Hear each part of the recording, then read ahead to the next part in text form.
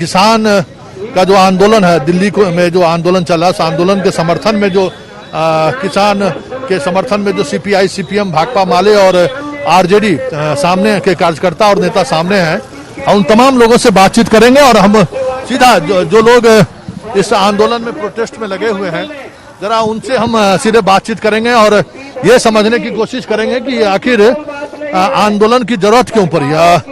दिल्ली में किसान आंदोलन वहां पे हो रहा है, ऐसी बात हुई जिस बात को लेकर यहाँ पे अब दीपांकर जी सीधे तौर पे हम समझने की कोशिश करेंगे कि हमारे साथ भाकपा माले के विधायक है।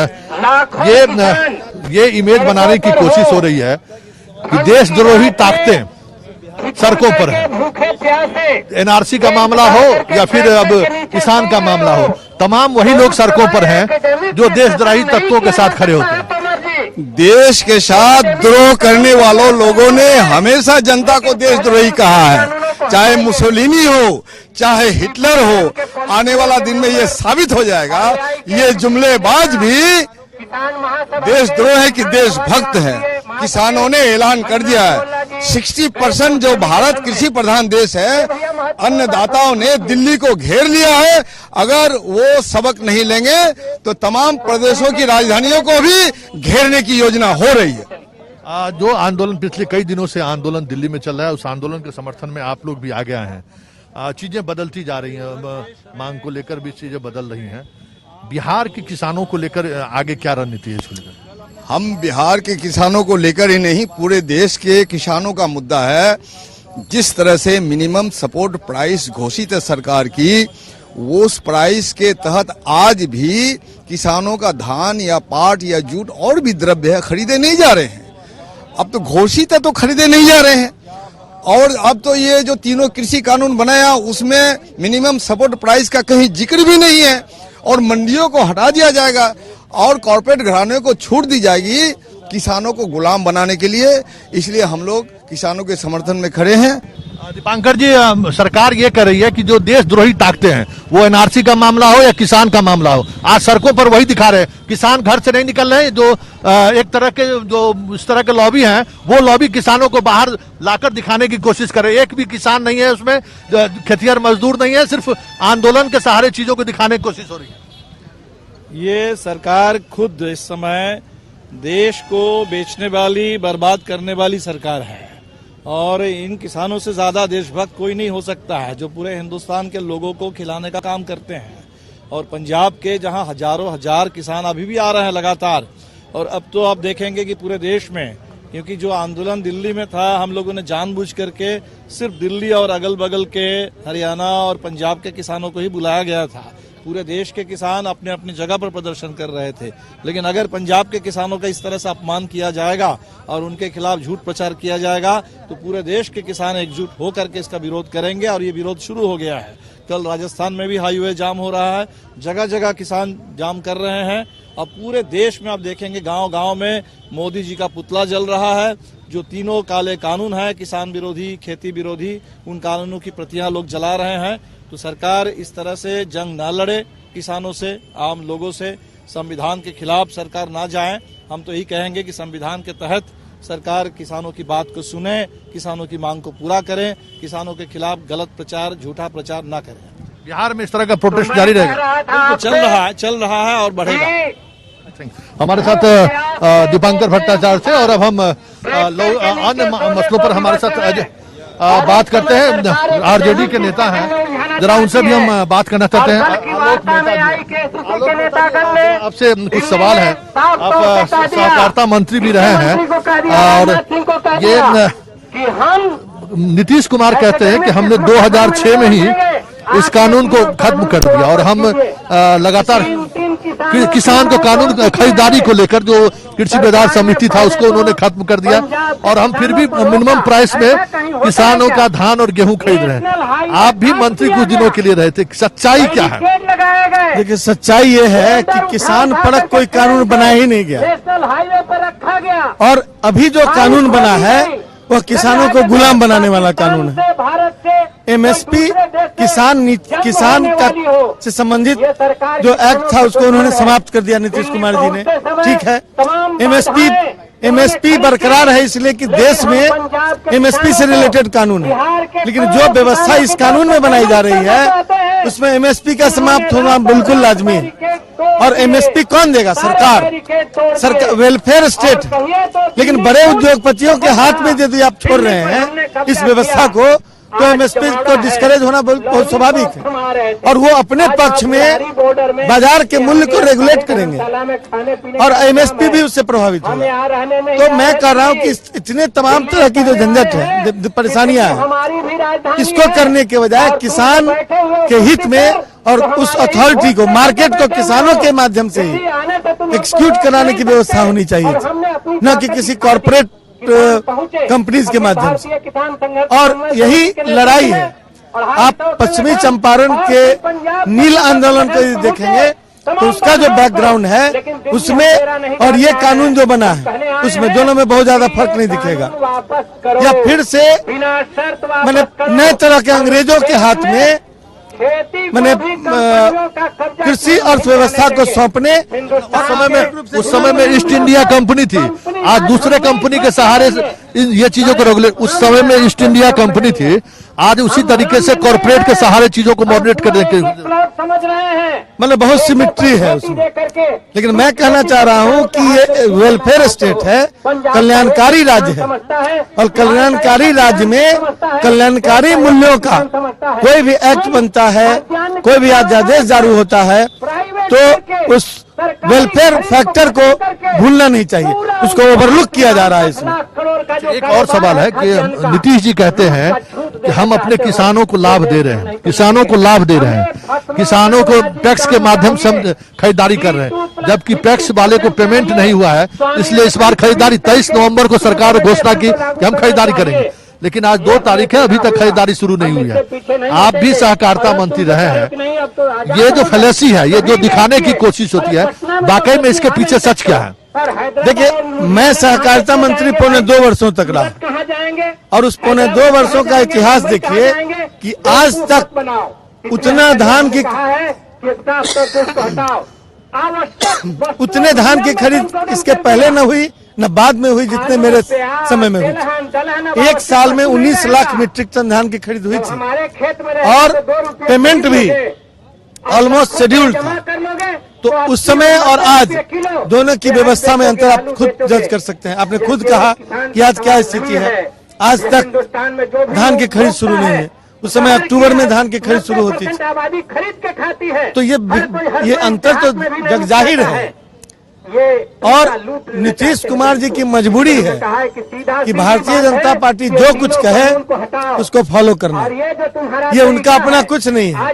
तो मैं समझता हूं कि यदि पूरे देश के किसान आने वाले दिनों में सड़क पर होंगे, यदि सरकार इन तमाम प्रदर्शनकारियों का, सभी पार्टियों का, जो लोग विरोध कर रहे हैं, नहीं सुनी, तो फिर किसान सड़क पर होंगे। लेकिन सरकार कह रही है, मोदी सरकार कह रही है, मोदी सरकार ये कह रही है कि जो लोग ये आंदोलनकारी हैं वो किसान नहीं है, वो खालिस्तान समर्थक है, वो पाकिस्तान समर्थक है, ये देशद्रोही ताकतें हैं जो अक्सर देश को विघटित करना चाहते हैं, ये किसान नहीं है। मैंने मोदी जी के जवाहरलाल नेहरू विश्वविद्यालय में जब कोई सुधारवादी बातें होती हैं तो देशद्रोह नजर आने लगता है। मजदूरों की बातें शुरू हुई, वो भी देशद्रोह, अब किसानों की बात में भी देशद्रोह। तो फिर एक अकेले देशभक्त मोदी जी हैं और उनकी पार्टी के लोग जो पूरे देश को चंद पूंजीपतियों का गुलाम बनाना चाहते हैं।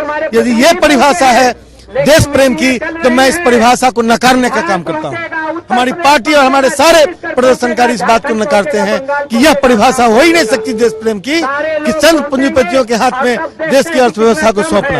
एक छोटा सा हम ब्रेक ले लेते हैं, ब्रेक के बाद फिर हम लौटेंगे और उसके बाद लगातार इस मार्च के सहारे बिहार के पार्टी विपक्षी दल दिल्ली में जो धरना पर बैठे हुए हैं, जो किसान वहां पे धरना पे बैठे हुए हैं, उनको वो क्या संदेश देना चाहते हैं, इन तमाम चीजों पर भी हम बात करेंगे। लेकिन पहले एक छोटा सा ब्रेक ले लेते हैं। Senco gold and diamonds diamonds लेकर आया है शगुन ऑफर। प्रति 10 ग्राम सोने के ऊपर 3000 रूपए की छूट, हीरो के गहनों के ऊपर 25% तक की छूट, interest free EMI and free insurance. Dhanteras माने सेंको गोल्ड एंड डायमंड्स।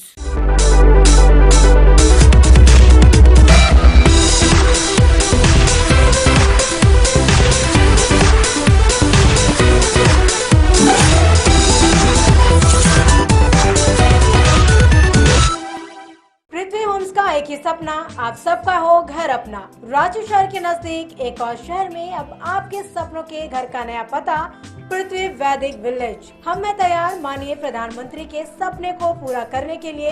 प्रधानमंत्री आवास योजना के तहत मात्र 9 लाख में 2 BHK मकान जमीन के साथ मात्र 4 से 5 हजार महीने के आसान किस्तों में आप सबका हो सपना पूरा। पृथ्वी इंफ्रा होम, रांची। रांची में आप ढूंढ रहे हैं आशियाना। आशियाने के पास ही चाहते हैं स्कूल, कॉलेज, दफ्तर, एयरपोर्ट और स्टेशन, तो पूरे कीजिए अपने सारे सपने। सेल सिटी में आपका है स्वागत। वाइब्रेंट एम्बियंस, ग्रेट लोकेशन, आलीशान कैंपस, शानदार फ्लैट्स। न्यू हाई कोर्ट विधानसभा के करीब है आपका अपना ड्रीम होम। पानी, बिजली, गैस के झंझटों से दूर आपका अपना relax zone. SAIL city, a gift to Ranchi.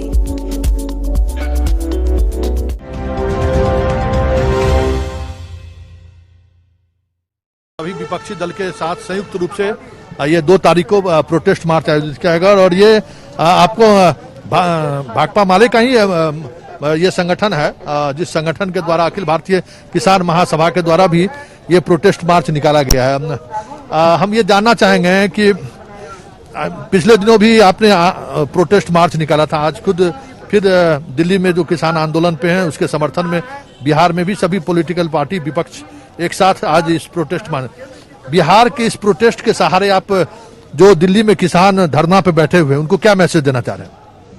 देखिए, हम लोग पूरे बिहार में आज पुतला दहन का कार्यक्रम हो रहा है। यहाँ भी हम लोग सब लोग खड़े हैं, तमाम वामपंथी पार्टी, तमाम महिला संगठन।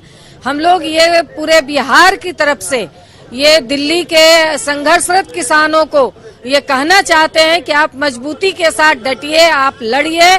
हम भी यहाँ बिहार में आपके लिए, आपके साथ मजबूती के साथ खड़े हैं और आंदोलनरत हैं। सिर्फ खड़े ही नहीं हैं, इस बिल को खत्म करने के लिए, ये बिल जो तीनों काला कानून है, इस काले कानून को खत्म करने के लिए बिहार के किसान, बिहार के महिला संगठन, बिहार के तमाम वामपंथी पार्टियां हम लोग मजबूती से आंदोलन कर रहे हैं, लड़ रहे हैं और आपके साथ मजबूती के साथ खड़े हैं। लेकिन सत्ता पक्ष कह रही है, मतलब नीतीश सरकार हो या मोदी सरकार ये कह रही है, नीतीश सरकार ये कह रही है कि बिहार में हमने ये कानून 2006 में ही खत्म कर दिया था, या फिर भी हम किसानों को न्यूनतम समर्थन मूल्य की गारंटी देते हैं और हम खरीदारी कर रहे हैं। आप लगातार महिला आंदोलन के सहारे, गांव आशा वर्कर्स के सहारे सारी चीजें, गांव की स्थिति को आप बेहतर समझती हैं। क्या वाकई में बिहार में वो स्थिति है कि बिहार के किसानों को जो केंद्र सरकार जो समर्थन मूल्य घोषित करती है उस मूल्य के आधार पर किसान यहाँ पे बेच पा रहे हैं? बिल्कुल नहीं। आप देख रहे हैं कि आज किसान जो धान पैदा किए हैं वो धान की खरीदारी नहीं हो रही है, मॉइस्चराइजर के नाम पे कि मॉइस्चर है और इसके लिए हम धान नहीं खरीदेंगे। और तमाम किसान आज इस बात के लिए लड़ रहे हैं कि हमारी धान की खरीदारी हो, और जो समर्थन मूल्य सरकार तय करती है उस समर्थन मूल्य पर तो कतई खरीदारी नहीं हो रही है। इसलिए, और बिहार में जो नीतीश कुमार कह रहे हैं कि बिहार के तमाम किसान आज हमारे साथ हैं, ये बिल्कुल गलत है और ये सरासर गलत बात है, क्योंकि आज पूरे बिहार के किसान जो ये कानून को यहाँ 2006 में ही लागू किया गया, इसके तहत बिहार के किसान दिन प्रतिदिन और बद से बदतर स्थिति में चले गए हैं। हम लोग लगातार गांव में घूमते हैं, देखते हैं और लगातार ये किसानों की स्थिति एकदम, हालात उनकी खराब से खराब की स्थिति में जा रही है। ये पूरे बिहार के किसानों की स्थिति है और आज किसान लड़ रहे हैं और ये जो कह रहे हैं कि हमारे साथ है, ये सरासर गलत है। आज तमाम जगह किसान, आज सभी जगह पे पुतला दहन का कार्यक्रम किसान खड़े होकर के कर रहे हैं। वाकई में आपको लगता है कि ये जो समस्या किसानों की समस्या है वो देश में एक बड़े आंदोलन का शक्ल ले सकता है? बिल्कुल ले चुका है आंदोलन का शक्ल। दिल्ली का इस तरीके से घेराव आज तक नहीं हुआ। पूरे पंजाब, हरियाणा, राजस्थान, गुजरात, महाराष्ट्र, मध्य प्रदेश, पश्चिम उत्तर प्रदेश के किसान दिल्ली कूच कर चुके हैं। दिल्ली का चारों तरफ से घेराव चल रहा है। आज तक ऐसा घेराव नहीं हुआ। जब सरकार उन घेराव को रोकने के लिए, किसानों को रोकने के लिए अपने हाईवे तक काट दिया। हाईवे सरकारें काटी हैं उनको रोकने के लिए। आप सोच सकते हैं कि कितना जोर है इस आंदोलन में। और जो किसान दिल्ली नहीं जा सके हैं, ट्रेनों के आवागमन कम होने से वो पूरे देश में आंदोलन कर रहे हैं, सड़कों पर उतरे हुए हैं। इसी का रिप्रकशन आज यहाँ देख रहे हैं आप कि सड़कों पर और पूरे गांव, कस्बे, सब जगह नरेंद्र मोदी का आज पुतला दहन किसान कर रहे हैं और हम लोग यहाँ कर रहे हैं। अच्छा, लेकिन वाकई में ये स्थिति है जो कहा जा रहा है कि भाई न्यूनतम समर्थन मूल्य अगर खत्म कर दिया जाता है तो खास करके वहाँ के किसानों को बड़ी समस्याएं हो सकती है। पंजाब में तो उसकी एक व्यवस्थाएं हैं, उसको लेकर चीजें चल रही हैं। लेकिन क्या ये स्थिति बिहार में जब कहा जा रहा है कि हम खरीदारी कर रहे हैं, ये कानून नहीं है, तो ये वाकई में बिहार के सरकार के जो दावे हैं उस दावों को लेकर चीज हो रहे हैं?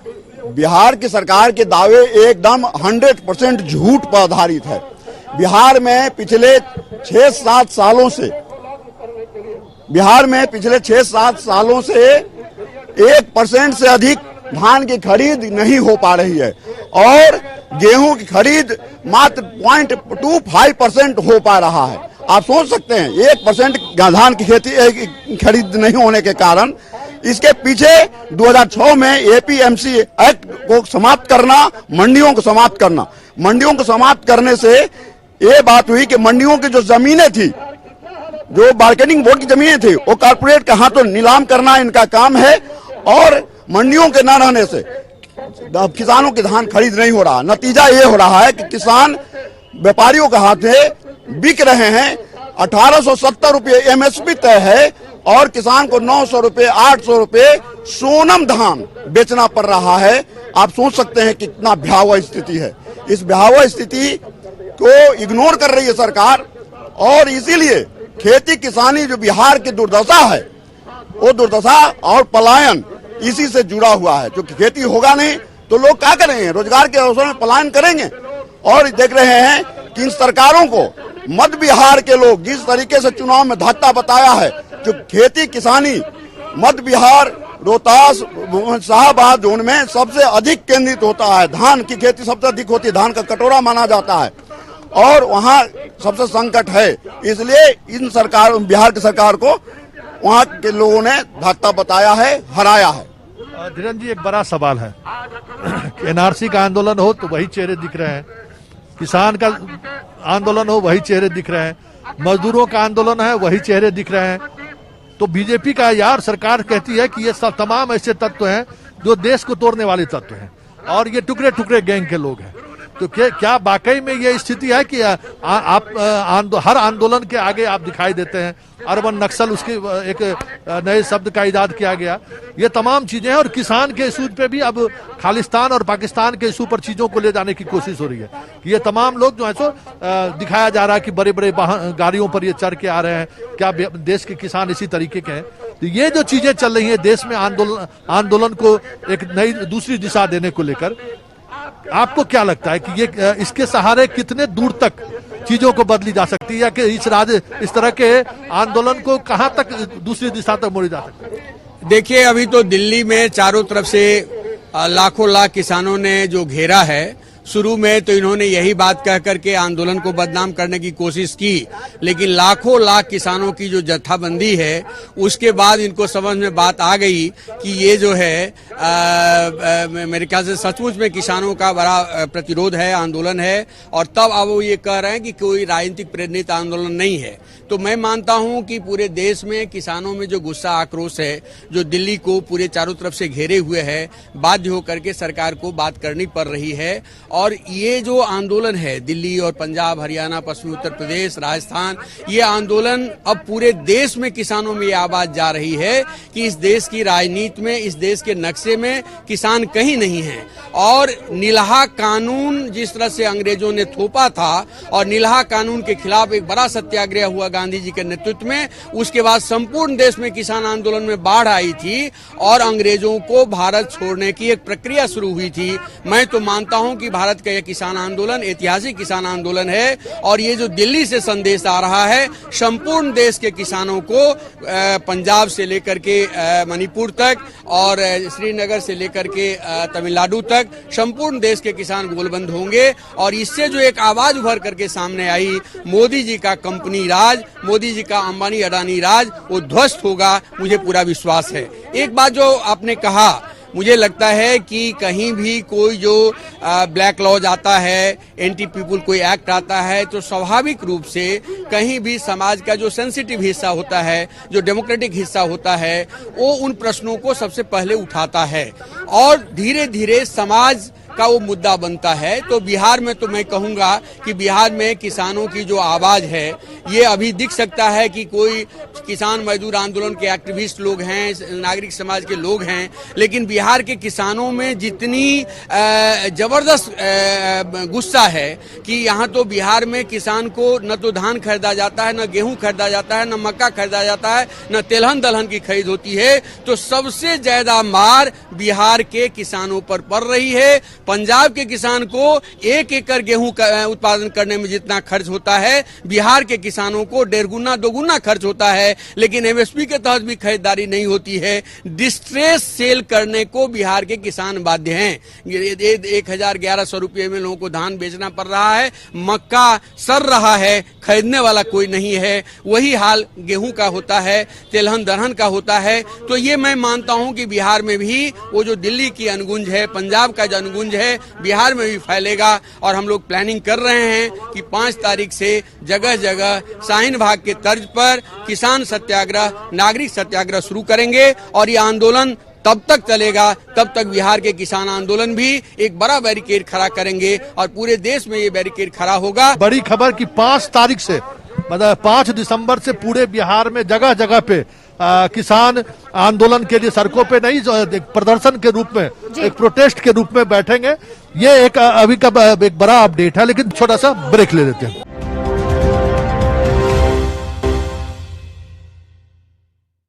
हम जरा बात करते हैं, तनवीर हसन जी से बात करते हैं। तनवीर जी, ये आंदोलन, ये प्रोटेस्ट जो चल रहा है पूरे देश स्तर पे, बिहार के किसान भी आज इनके साथ हैं। बिहार सरकार कह रही है कि देश के किसानों को बिहार के किसानों से सीख लेनी चाहिए कि कैसे हम 2006 में वो उस नियम को हमने हटाया और यहाँ के किसान खुशहाल हैं। बिहार सरकार के झूठ का पोल तो तब खुल गया जब धान की खरीदारी के लिए बिहार सरकार ने निर्देश सब विभाग को दिया है। अभी तक किसी सेंटर पर धान की खरीदारी नहीं हो रही है और 1,000 रुपये क्विंटल धान बेचने पर किसान मजदूर हैं। उन्हीं बिचौलियों के हाथ, जिन बिचौलियों के माध्यम से फिर पैक्स खरीदेगी अपनी एमएसपी पर।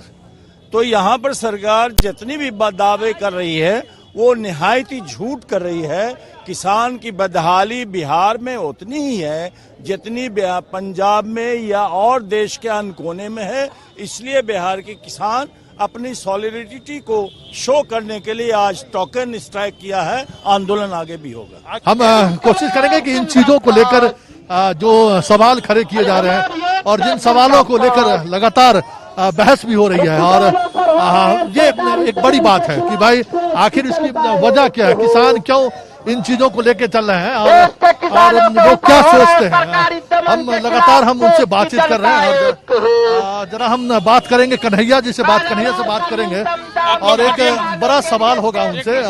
उन सवालों को लेकर भी हम चर्चा करेंगे कि जो जिन चीजों को लेकर लगातार बातचीत करते रहते हैं कि वो आखिर उसके तो क्या वापसी का।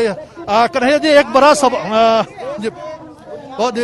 इन सवालों को लेकर कन्हैया क्या सोचते हैं? ये कि उन्होंने 2-3 बातों को बड़ी ही गंभीरता से उन्होंने उन चीजों को रखा है जिसको लेकर एक बड़ी बहस कि किसान का बेटा किसान क्यों नहीं बनना चाहता। कन्हैया जी, एक बड़ा सवाल यह है कि नीतीश कुमार कहते हैं कि 2006 में हमने जो कानून बनाया, पूरे देश के किसानों को उसका कानून को समझने चाहिए, क्योंकि उसके सहारे हमने बिहार के किसान को कायाकल्प कर दिया। देखिए, ये एक गलत दावा है। आप अगर इस साल भी देखेंगे तो किसी भी फसल की खरीद एमएसपी पे नहीं हुई है। चाहे आप मक्का को देख लीजिए, धान को देख लीजिए, एमएसपी पे खरीद नहीं होती है। पैक्स के द्वारा जो खरीद यहाँ पे होती थी, उसकी स्थिति ये है कि पैक्स को बहुत कम अनाज खरीदने का कोटा दिया जाता है। नतीजा ये होता है कि पैक्स जिस गांव में है, उस गांव के सभी किसानों का फसल जो है वो नहीं खरीद पाते हैं। अगर जितनी फसल की खरीद होती है उसका भी अगर मूल्यांकन करें तो आपको पता चलेगा कि फसल की जो खरीद होती है, समय पे उनको दाम नहीं मिलता है, गोदामों में अनाज सड़ जाते हैं। इसीलिए ये जो दावा किया जा रहा है कि 2006 में बाजार समितियों को समाप्त करने के बाद, मंडियों को समाप्त करने के बाद बिहार के किसानों को फायदा हुआ है, ये गलत बात है। जबकि आप जानते हैं कि बिहार में लगभग 1.5 करोड़ जो किसान हैं वो 1 हेक्टेयर से कम खेत वाले किसान हैं। और जो आत्महत्या की खबरें आती हैं किसानों को, कि वो बड़े किसानों की आती हैं, लेकिन बिहार में भी चंपारण की बात मैं आपको याद दिलाना चाहता हूं कि चंपारण में किसान ने आत्महत्या किया।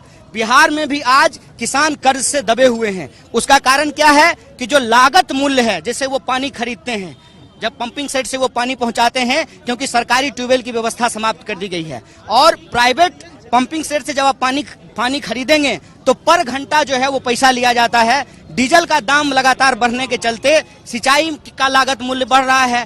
पहले जो परंपरागत बीज होता था, परंपरागत बीज को समाप्त कर दिया गया है, तो बीज महंगे हो गए हैं। जो कीटनाशक हैं, जो खाद है, वो लगातार महंगा हो रहा है। और किसान का जो तैयार फसल है, जब फसल तैयार हो जाता है तो कोई प्रोसेसिंग यूनिट जो है वो नहीं है। लगातार बिहार में जो कोल्ड स्टोरेज होते थे वो बंद हो रहे हैं। 2006 से पहले जितना कोल्ड स्टोरेज था उससे मतलब आधे से ज्यादा कोल्ड स्टोरेज जो है बिहार के अंदर बंद हो गए हैं। तो आप मुझे बताइए कि किसानों की सबसे बड़ी समस्या ये होती है कि जब वो फसल को तैयार कर लेते हैं तो उसका दाम वो नहीं तय कर सकते हैं। अगर आप जूता दुकान में जाएंगे जूता खरीदने के लिए, मोबाइल दुकान में जाएंगे मोबाइल खरीदने के लिए, तो उसका एमआरपी जो है वो कंपनी तय करती है, लेकिन किसान का एमएसपी जो है वो सरकार तय करती है, लेकिन वो एमएसपी भी किसानों को नहीं मिल पाता है। तो ये जो पूरी की पूरी लड़ाई है किसानों की, वो ना सिर्फ उनकी अपनी जमीन और अपनी पीढ़ी को बचाने की लड़ाई है। जब आप इसको सही तरीके से विश्लेषित करेंगे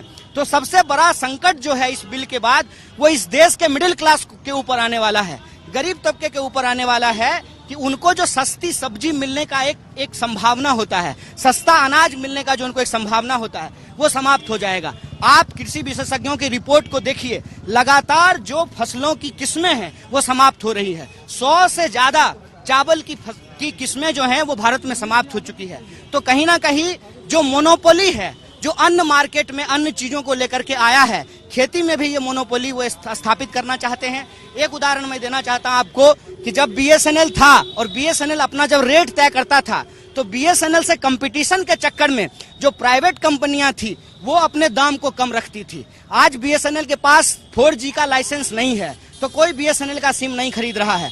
तो आप देखिए कि लगातार मोबाइल सिम इस्तेमाल करने का जो विकल्प था आपके पास वो धीरे धीरे कम होता जा रहा है। अब वो घट करके 3 विकल्प पे जाकर के रुक गया है, और वो 3 भी रहेगा कि नहीं रहेगा, हो सकता है कि आने वाले दिनों में सिर्फ एक कंपनी का सिम ही आप जो है खरीद पाएं। तो मैं कहता हूं कि ये पूरा का पूरा जो साजिश है उसको देश के आम नागरिक समझ रहे हैं। यही कारण है कि किसान का आंदोलन अब सिर्फ किसानों का आंदोलन नहीं है, ये जन आंदोलन बनता जा रहा है। और इसी दबाव का जो संभावना है, जो इस आंदोलन में समाज को बदलने की जो संभावना है, उसी को देखते हुए किसानों को बदनाम किया जा रहा है। सवाल है कन्हैया जी कि सरकार ये कह रही है कि ये वो तमाम जो खालिस्तान से जुड़े रहे हैं, पाकिस्तान के परस्त रहे, ये चीजें भी अब चलने शुरू हो गई। देखिए, पहली बात तो ये है कि ये कोई आधिकारिक बयान नहीं है। क्या देश के प्रधानमंत्री ने ऐसा कहा है? क्या देश के गृह मंत्री ने ऐसा कहा है? देश के रक्षा मंत्री ने ऐसा कहा है? ये जो कुछ सरकार के पाले हुए सोशल मीडिया पे गंदगी फैलाने वाले लोग हैं उनके द्वारा बोला गया है, जो सरकार की चाटुकारिता में समाज और देश का नुकसान करना चाहते हैं उनके द्वारा बोली गई बात है। ये सरकार का कोई आधिकारिक बयान नहीं है, क्योंकि सरकार जानते हैं कि सीधे तौर पे वो किसान आंदोलन के इस सवाल को, किसानों के इस मुद्दे को वो भटका नहीं सकते हैं। इसीलिए वो ये कोशिश कर रहे हैं कि इस तरीके का दुष्प्रचार करके किसान के आंदोलन को बदनाम किया जाए। लेकिन किसान बदनामी से घबराने वाले लोग नहीं हैं। किसान अपने हक पे डटे हुए हैं और इस लड़ाई को जितना वो बदनाम करने का और कमजोर करने का कोशिश करेंगे, उतना ये आंदोलन मजबूत होगा। क्योंकि किसानों का सवाल सिर्फ किसानों का सवाल नहीं है, ये देश को बचाने का सवाल है। चलिए, बहुत बहुत धन्यवाद। हमारे साथ कन्हैया थे और कन्हैया ने अपनी बातों को उसी अंदाज में उन्होंने रखा है कि किस तरीके से किसान के आंदोलन को बांटने की जो कोशिश हो रही है, वो उस आंदोलन को कैसे हम जमीन तक हम उतार सकते हैं। एक बड़ी बात है कि इस दौरान एक ऐलान बिहार के जो किसान के आंदोलन के समर्थन में जो भी पॉलिटिकल पार्टी यहाँ पे आए हैं, उनका एक बड़ा बयान ये आया है कि 5 तारीख को पूरे बिहार में जिस तरीके से अन्ना आंदोलन के समय में या फिर शाहीन बाग में आंदोलन की तरह के समय में 24 घंटे का प्रोटेस्ट मार्च होता था, वो प्रोटेस्ट धरना स्थल पर हर जगह पर ये प्रोटेस्ट होगा। कामरेड, क्यों आए हैं आप यहाँ पे? यही जो होता है सो इसका सब महंगाई बढ़ रहा है, जनता को काम नहीं मिल रहा है, इस कारण से हम लोग महंगाई को और हम लोग का रोजगार चाहिए, बस यही हम लोग को चाहिए। और क्या चाहिए? किसान आंदोलन है, किसान को जो हम लोग वर्क करते हैं उसका चाहिए ना, सब मजदूरी मुआवजा बढ़िया सेटिंग मिलना चाहिए, बस यही है। लेकिन सरकार कह रही है कि ये लोग किसान नहीं है, ये लोग पाकिस्तान परस्त लोग हैं। ऐसा कहने से सरकार थोड़ी हो जाएगा। हम लोग का तो जो है सो हम लोग काम करने वाला है, यहाँ के मजदूर हैं, किसान हैं, हर तरह के ना है।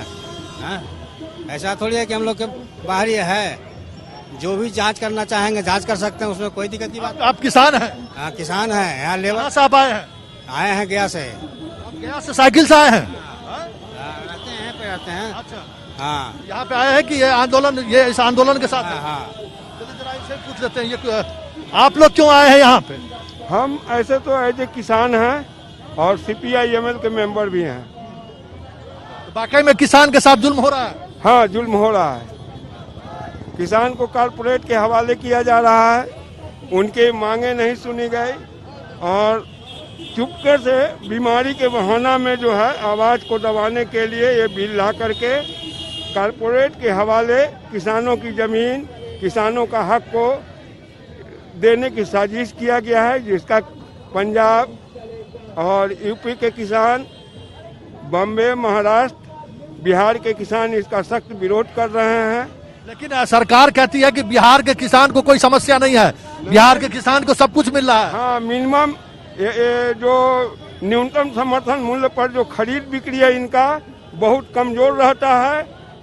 लाइन लगा करके हफ्तों 1.5 हफ्तों तक पड़े हुए रहते हैं, उनकी माल को नहीं खरीदा जाता है।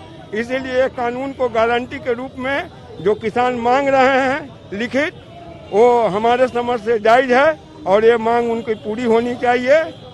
मिनिमम समर्थन मूल्य उनको लिखित रूप में देना चाहिए।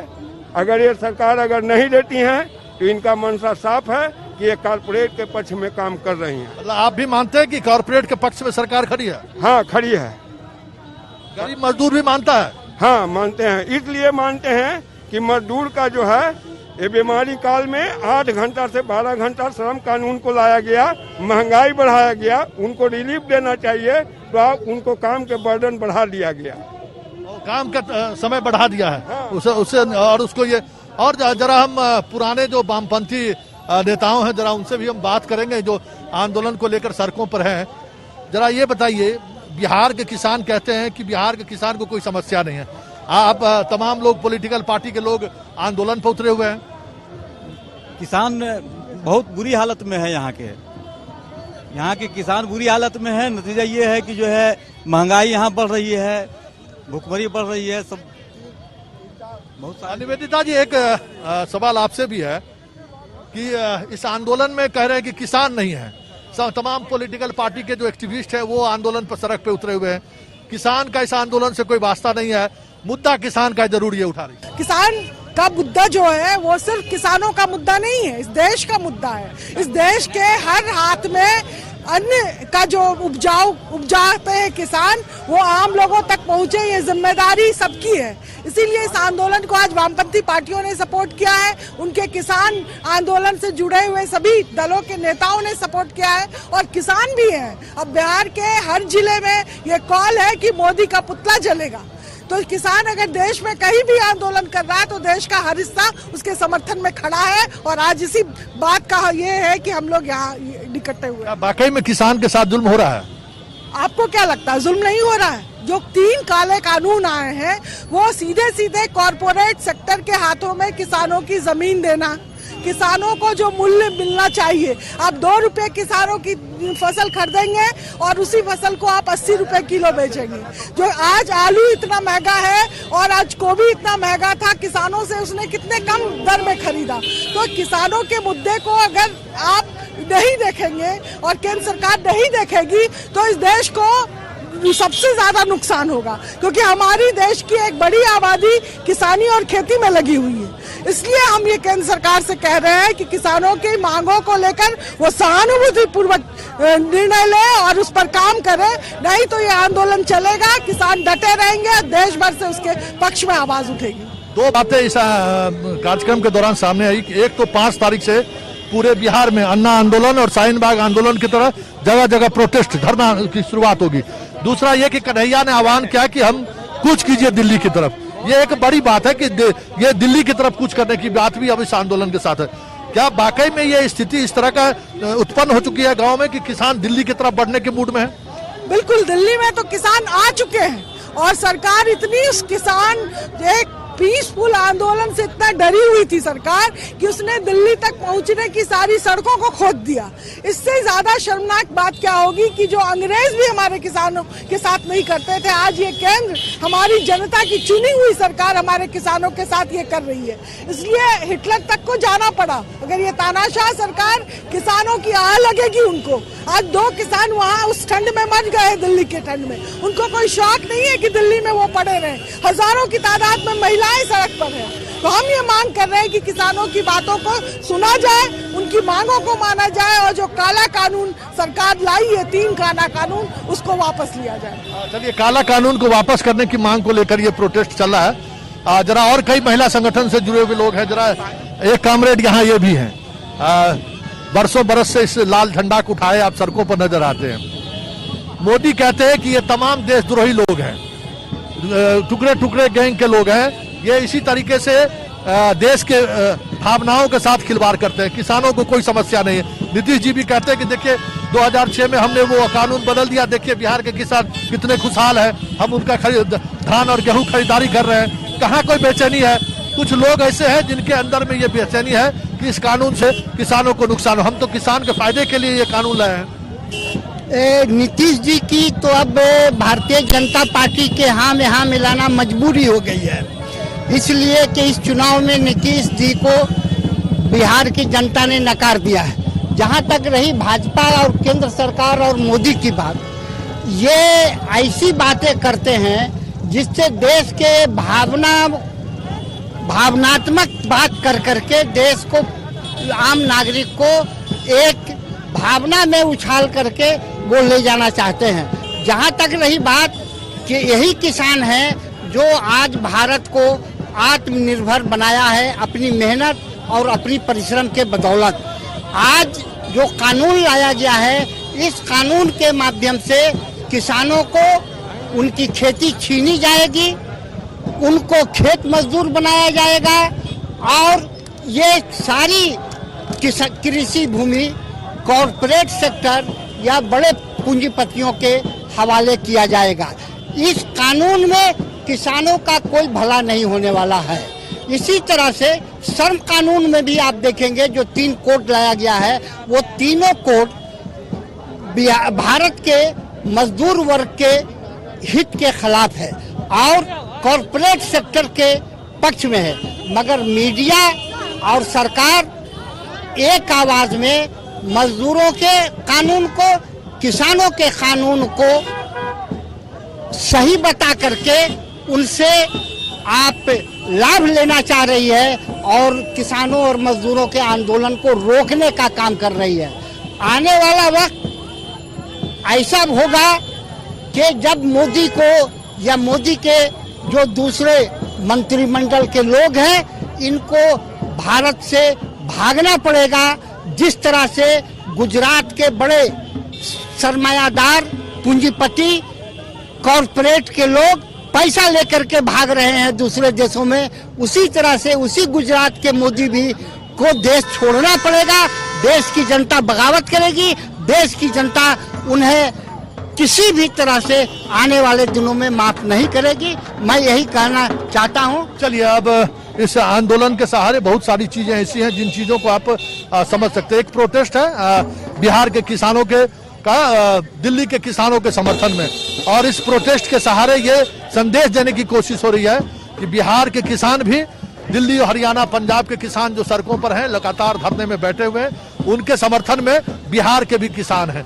ये इसी के सहारे जो तमाम पॉलिटिकल पार्टी के लोग, विपक्ष के द्वारा जो ये प्रोटेस्ट का आयोजन किया गया था, इसके पीछे उन्होंने इन तर्कों के सहारे चीजों को देखने की कोशिश की है कि बिहार के किसान भी दिल्ली, हरियाणा और पंजाब के किसान के कार्यक्रम के साथ हैं। चलिए, अब इस खास बुलेटिन को अब हम यहीं समाप्त करते हैं।